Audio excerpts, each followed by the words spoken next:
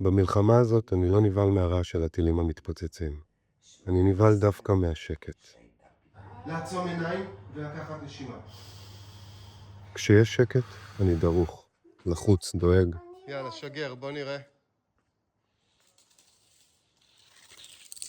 וואו. וכשיש אזעקה, אני הולך לממד עם המשפחה שלי. אני רגוע ומרגיע. אני פועל כמו שמצופה מהורים לפעול.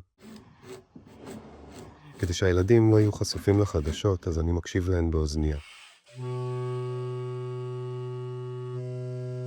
ולפעמים, כשיש פאוזה בדיבור של הקריין, ויש חלקיק שנייה של שקט, אז אני נבהל שזאת ההתראה שהולכת להגיע עוד רגע, ואז היא לא מגיעה.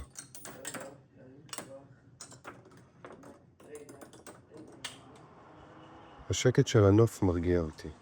ציוץ הציפורים, הרוח, רשרוש העלים, מטוסי הקרב, ואז אזעקה רחוקה. בומים עמומים מרחוק. ובשמיים מתחיל משחק התופסת של הטילים. הטילים שלנו מפוצצים את הטילים שלהם. איזה משחק תופסת הזוי. הלוואי והייתי יכול להחליף את הרעש הזה ברעש אחר, ברעש של הודו.